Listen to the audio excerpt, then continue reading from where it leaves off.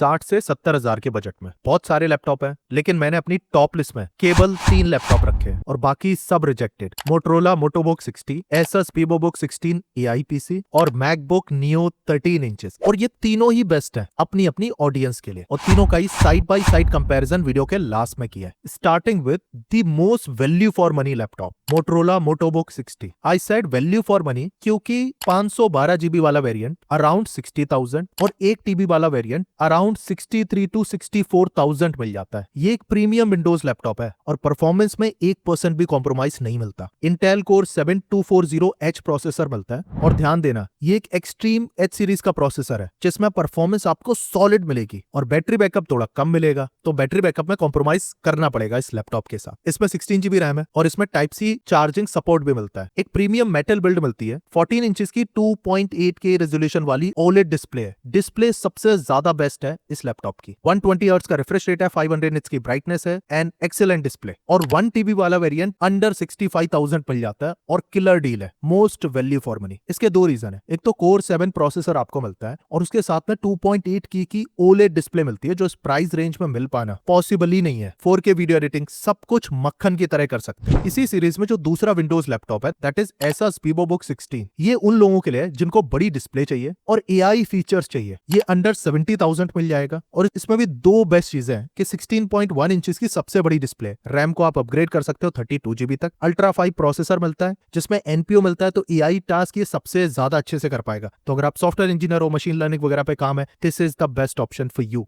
Gaming के लिए ये लैपटॉप बिल्कुल भी नहीं है और इसकी प्लास्टिक की बिल्ड है, ये दो नेगेटिव है। और इस सीरीज का last laptop Apple MacBook Neo 13, ये अप्रोक्सीमेटली 66,000 में करंटली अमेजोन पे है। कार्ड डिस्काउंट ऊपर लगेंगे, स्पेशली अगर आप स्टूडेंट हो और कैजुअल यूजर हो तो ये लैपटॉप एक प्रीमियम फील देता है इनसेन बैटरी के साथ। अब इसमें A18 प्रो चिपसेट मिलता है जो कि आईफोन 16 प्रो में आता था। सिंगल कोर परफॉर्मेंस तो सॉलिड है, बहुत ज्यादा फास्ट है, एक्सेल ब्राउजिंग ऑफिस टास्क बहुत जल्दी कर सकते हो, स्पेशली अगर आप क्रोम में बहुत सारा कुछ यूज करते हो ना, तो this is very good laptop for you. अब प्रॉब्लम है इसके रैम में, 8 जीबी रैम है, 256 जीबी स्टोरेज है, तो इसकी वजह से थोड़े टाइम के बाद आपको लगेगा कि ये स्लो हो रहा है। बट आप ध्यान रखना कि अगर आप स्टोरेज को खाली रखोगे, लेट्स से 256 जीबी स्टोरेज है और आपके लैपटॉप में हमेशा ही 100 जीबी के करीब खाली है, फिर भी आप इससे अच्छा परफॉर्मेंस निकाल सकते हो। जब उनकी रैम खत्म हो जाती है तब स्टोरेज से शेयरिंग करते हैं। इसमें 13.6 इंचेस की liquid retina display which is okay. इस सीरीज का one of the best trackpad आपको मिलता है, मैकबुक वाला नहीं but still okay. Aluminium premium build है, तो बिल्ड अच्छा है, कीबोर्ड ठीक ठाक है, बैकलाइट कीबोर्ड नहीं मिलता। बट 66,000 के हिसाब से अगर आप स्टूडेंट हो this is very good option. Professional के लिए ये लैपटॉप नहीं है। अब इसमें मैक ओएस आपको मिलता है, बेस्ट इन क्लास स्पीकर मिलते हैं और इनसे 10 घंटे से ज्यादा का बैटरी बैकअप है। एंड मैकबुक बैटरी बैकअप की वजह से ही फेमस है सबसे ज्यादा, परफॉर्मेंस के अलावा। तो एमएस ऑफिस जैसे टास्क बड़े आराम से हो जाएंगे। इसमें प्रॉब्लम है रैम को अपग्रेड नहीं कर सकते, हैवी टास्क आप नहीं कर सकते, छोटी मोटी वीडियो एडिटिंग पॉसिबल हो जाएगी बट अगर आप बहुत ज्यादा एडिटिंग करोगे this is not for that. इससे बढ़िया सेल में मैकबुक M2 ले लेना, करंटली नहीं मिल रहा है इसीलिए इस सीरीज में ऐड नहीं किया, बट 65 to 70,000 में मैकबुक M2 भी मिल जाता था सेल में। 20 वॉट की slow charging, this is also problem. अब ये तीन ऑप्शन आपके पास है। मैकबुक नियो आपको लेना चाहिए अगर आप स्टूडेंट हो, फुल मेटालिक बॉडी आपको मिलती है, बैकअप आपको बहुत अच्छा मिलेगा, बेसिक लेवल के सारे टास्क हो जाएंगे बट एडिटिंग वगैरह इसमें नहीं कर पाओगे, तो वो मत सोचना। और एवरेज डिस्प्ले, अगर आपको एआई कैपेबिलिटी टॉप पे है, Asus Vivobook 16 Intel core ultra 5 के साथ दी बेस्ट ऑप्शन है। एआई टास्क उसमें सबसे ज्यादा होंगे बट उसके साथ प्रॉब्लम है कि प्लास्टिक बॉडी है, प्रीमियम फील नहीं होता, और गेमिंग के लिए वो नहीं है, केवल और केवल एआई कैपेबिलिटीज के लिए। और अगर आपके लिए डिस्प्ले